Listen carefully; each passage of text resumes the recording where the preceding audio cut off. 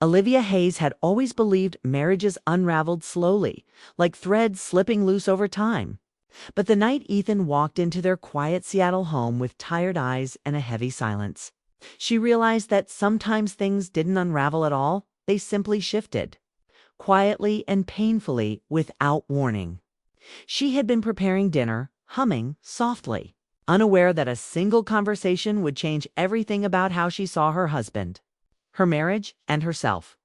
Ethan stood in the doorway longer than usual, as if he wasn't sure whether he should step farther inside or turn back and disappear. He looked older than the man she had kissed that morning, older than the man she had built a life with. There was something fragile about his posture, something that made Olivia put down the cutting board and step toward him. The moment she touched his arm, he whispered the words that froze her completely. "Liv, I don't think I'm enough for you anymore." Her hand slipped away from him. The sentence didn't make sense. It didn't belong in their life. They weren't perfect, but they were steady. They had routines, soft conversations, dinners on the couch, laughter on weekends, and plans for the coming spring. She stared at him, waiting for more, hoping for a different explanation. But his eyes were already clouded with something she couldn't read. Before she could respond, Ethan continued, voice shaking with honesty that sounded like it had been trapped inside him for months. "You deserve more than just me. And I think you need 5 others to keep you happy." 5 others. The words hit her like a cold wave. She felt breathless, confused, hurt, and afraid all at once. The sentence sounded nothing like Ethan. He wasn't reckless. He wasn't dramatic. He wasn't someone who invented extreme ideas. If he said something that shocking, it meant the thought had lived in him longer than she realized. She tried to speak, but could only whisper, "What does that mean, Ethan?" He didn't answer immediately. He moved to the sofa and sat down with his elbows on his knees, staring at the floor as if it held the only truth he could trust. Olivia slowly followed him, sitting across from him, trying not to shake as she waited for him to explain. "It means," Ethan exhaled, rubbing his hands together, "it means I can't give you everything you deserve. I've tried. God knows I've tried. But I'm failing you, Liv. I feel it every day." It wasn't a confession of betrayal. It wasn't a confession of wanting distance. It was the confession of a man drowning quietly while pretending he was fine. Olivia felt something inside her soften despite the fear clawing at her chest. She leaned forward. "You're not failing me." He shook his head quickly, as if he had already made up his mind. "You don't see how much I'm slipping. I'm not the husband you need anymore. You're bright, you're warm, you're social. People adore you. And I'm exhausted all the time. I'm distracted. I'm distant. I come home empty, and you give everything. It isn't fair to you." She reached for his hand, but he pulled back, not out of anger, but out of shame. "Ethan, you're my husband. I don't need anyone else." "But I need help," he whispered. "I can't be your whole world. I can't hold every part of your emotional life by myself. I don't have the strength I used to." He hesitated, then added with a voice so soft it broke her heart, "I don't want you to wake up one day and realize you married a man who couldn't keep you happy." Olivia felt tears sting her eyes. She didn't want to cry, not now, not when he already felt fragile. But her chest ached, hearing the depth of fear he had carried alone. For months, she had noticed changes late nights at work, moments when he drifted off mentally during conversations, the quiet way he apologized for things that didn't require apologies. She thought it was stress, fatigue, the usual challenges of adulthood. She never imagined it was rooted in something so deep and self-critical. And the 5 others? She asked gently. Ethan finally met her eyes. "People who can give you support I can't give anymore. People who can fill the gaps I keep creating." The sentence didn't hurt her. It terrified her. "What gaps?" she whispered. "The emotional ones," he said. "The ones you never complain about, but I see anyway. You need people who lift you, who challenge you, who help you grow, who listen when I'm not able to. You need friends, mentors, voices in your life. I can't carry everything anymore. And I know that if you don't have others around you, the weight of loving me will drain you." She shook her head. I'm not drained. But Ethan offered her a sad, knowing smile. Liv, you're the kind of woman who carries everyone else's world, and you won't admit when yours feels heavy. He looked down again. I see it, even when you think I don't. Olivia felt her throat tighten. She wanted to argue, to tell him he was wrong, to convince him he was misreading everything. But deep down she knew he wasn't. She had taken on more than usual. She'd been trying to balance their home life, their families, her work, her friendships all while watching Ethan drift deeper into exhaustion. But she had hidden her worries to protect him, believing it would help. Instead, it convinced him she needed someone better. Suddenly. He stood up and paced the room as if he couldn't stay in one place while explaining the rest. I've thought about this for months, he said. And I've already chosen the 5 people. People who can help you in ways I can't. People I trust to care about you as much as I do. Olivia felt dizzy. You chose them. He nodded, crossing his arms tightly over his chest. I wanted to do something right for once. Something that proves I'm not blind to what you need. He paused. You'll meet the first one tomorrow. Chill ran through her. Ethan, what are you doing? Trying to save our marriage, he whispered. Those words were the last thing she expected. She thought he was pulling away, preparing to detach. Instead, he was trying desperately to hold on. He walked toward her slowly, almost cautiously, like he was approaching something he didn't deserve. I'm not asking you to replace me, he said. I'm asking you to accept help. To let others carry pieces of your world so I don't crush you without meaning to. His voice cracked. I don't want to be your only support. I want to be your partner. I want to be the man who stands with you, not the man who weighs you down. Olivia felt tears fall before she could stop them. Ethan reached out as if to wipe them, but then hesitated, unsure if he had the right. She closed the space between them herself. She took his hand, pressed her forehead against his chest, and whispered, You are not a weight to me. Ethan wrapped his arms around her slowly, almost cautiously, afraid he might break her. I'm trying live, he said, but I can't pretend I'm okay anymore. I can't pretend nothing is slipping inside me. I want us to have a future, but I need you to have more than just me in your life. His vulnerability was raw, so raw, it scared her more than his words. She held him tighter, realizing that this wasn't about him believing she needed others. It was about him believing he wasn't enough. She pulled back slightly and asked, Who is the first person? He took a shaky breath. You'll see tomorrow morning. Ethan, please trust me, he whispered. Just for this. She nodded, though her heart trembled inside her chest. That night she couldn't sleep. She lay awake listening to Ethan breathe beside her, wondering how long he had felt this way, how many nights he had carried fears she never saw, how many moments he hid his exhaustion so she wouldn't worry.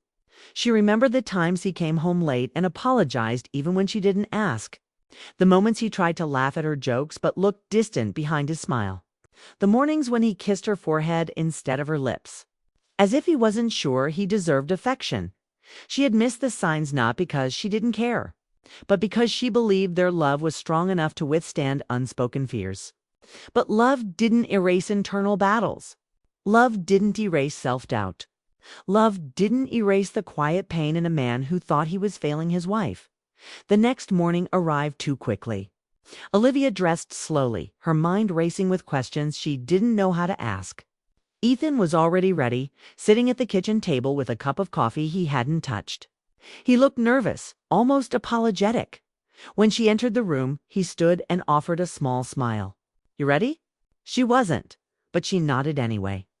He took her hand as they walked to the car, and even that small gesture made her chest ache. He was trying so hard, trying to fix something she didn't know was broken. The drive was quiet. The city looked normal, cars moving, people walking, the sky soft with morning light. But for Olivia, everything felt off balance. When Ethan finally parked in front of a small cafe near the waterfront, Olivia felt her heart jump. Why here? She whispered. You'll see, he said. Squeezing her hand gently, she followed him inside.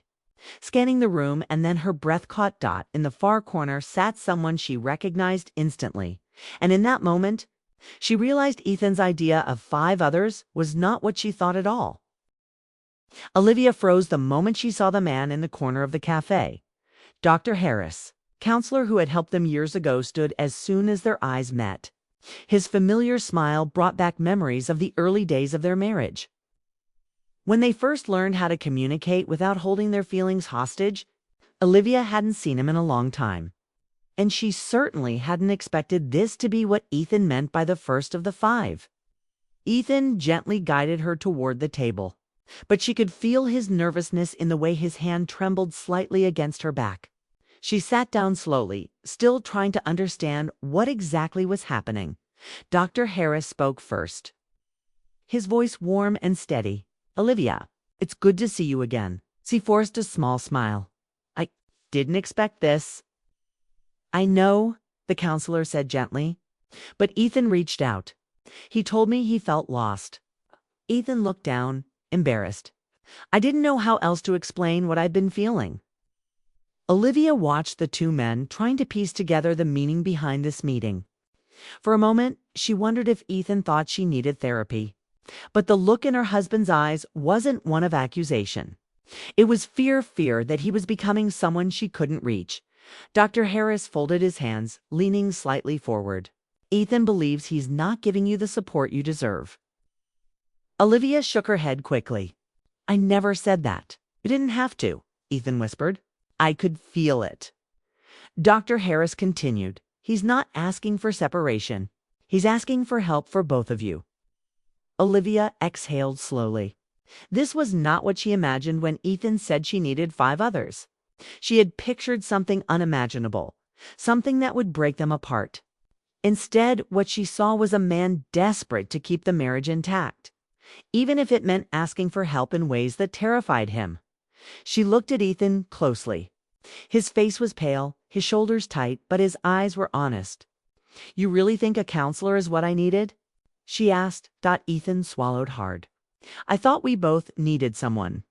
Someone who could help us speak the things we're afraid to say." The truth hit her then. He wasn't trying to replace himself. He was trying to repair himself. And he believed starting with a counselor was the only way to help them both. Dr. Harris took a calm breath. "Ethan told me he's been carrying fears he didn't know how to voice. He believes you carry too much alone. He wants to rebuild himself, but he doesn't want you to suffer in the process." Olivia felt her heart soften, though a knot of worry still sat in her chest. "I don't want him to feel like he's failing me," she said quietly. "You don't make me feel that way," Ethan said quickly. "My own mind does." He paused, eyes glistening. "I've been scared live. Scared that one day I'd wake up and see disappointment in your eyes. Scared that you deserve someone steadier." Olivia reached across the table and took his hand. "I chose you. That hasn't changed." He closed his eyes for a moment, as if letting the words settle inside him. Dr. Harris nodded softly. "This is why I agreed to meet you both. You 2 still love each other deeply, but fear has been building quietly between you. Fear breaks more marriages than anger ever does." Olivia knew he was right. She had felt Ethan drifting, but she tried to stay strong for him, believing that carrying the weight by herself would keep him from worrying. She now understood it had done the opposite. It made him believe she needed more than he could give. They talked for almost an hour. Not about blame, not about mistakes, but about Ethan's fear of not being enough. Olivia's fear of losing the man she knew, and the silent tension that had grown between them like a fog neither of them could see through. When they finally stood to leave, Dr. Harris placed a gentle hand on Ethan's shoulder. "I'll be here whenever you both need guidance. You're not alone in this." Ethan nodded slowly, and Olivia felt him relax for the first time in months. Outside the cafe, the air was cool, the sky pale with drifting clouds. Ethan walked beside her quietly, his hand brushing hers as if he was waiting for permission to hold it. She took his hand first, surprising him with a small smile. "You could have told me we were meeting him, Kay," she said softly. Ethan exhaled, relieved she wasn't angry. "I didn't know how. I thought you might think I was saying something was wrong with us." "Something was wrong," she replied gently. "You were suffering alone." He stopped on the sidewalk, turning toward her fully. I didn't want you to see me like that, weak, uncertain. You weren't weak, she said. You were overwhelmed. For a moment they simply looked at each other, and Olivia realized how long it had been since they stood this close without a wall of unspoken worry between them.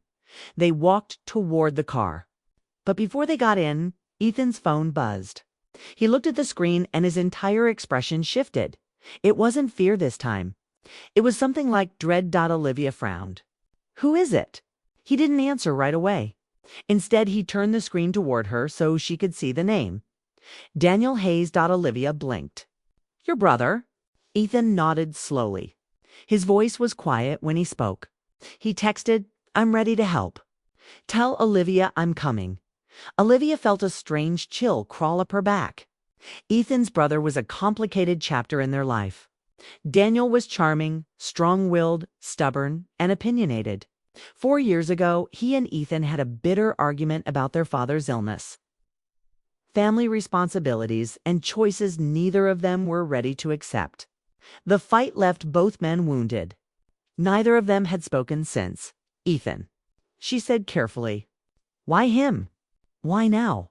He leaned against the car, rubbing the back of his neck. Because he was always the one who could get through to me.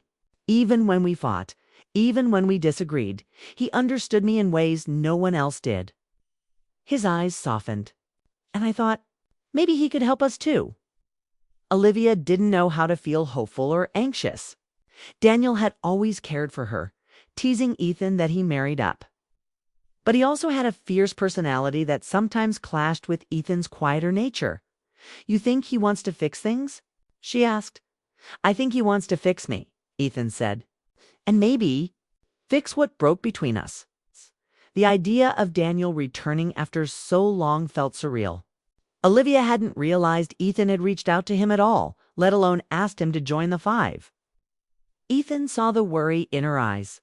He's not here to replace anyone. He's here to be part of the support I need. Someone who can hold me accountable. Someone who knows how to push me without breaking me. She nodded slowly, still processing it. She wasn't afraid of Daniel. But she knew the emotional weight he carried in Ethan's life. I didn't think he'd agree, Ethan continued. But he said he wants to make things right. Not just with me, but with you too. Olivia's eyebrows lifted. With me. Ethan's voice softened. He said he never should have walked away from our lives. He said if I need him to be part of the 5, then he will be. Olivia exhaled softly. There was something almost tender in the idea that Ethan reached back into years of silence to bring his brother home, not for drama, but for healing. When do we see him? She asked. Ethan hesitated, looking at his phone again. He said he's already on his way. He'll be here tonight. Tonight. Olivia's mind raced. She thought she needed time to understand everything with Dr. Harris. But now another layer of emotional history was coming straight into their home. A brother who once felt like a friend. A man who loved fiercely but fought fiercely too.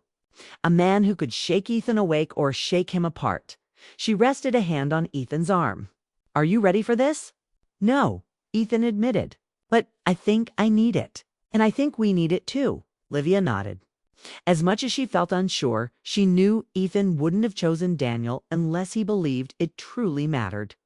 They drove home quietly, each lost in their own thoughts. It felt like the beginning of something unpredictable, messy maybe. Painful at times, but possibly healing in ways they hadn't imagined. That evening, as Olivia prepared dinner and Ethan paced the living room anxiously, headlights appeared outside their home. A familiar tall silhouette stepped out of a dark SUV. Daniel Hayes. Ethan froze near the doorway. Olivia stood behind him, her heart beat loud in her ears. Daniel adjusted his jacket, took a breath, and walked toward the house with slow, steady steps, carrying for years of silence in his eyes. When he finally reached the porch, he looked at Ethan and whispered, "Little brother, I'm here." And the world inside their home shifted again.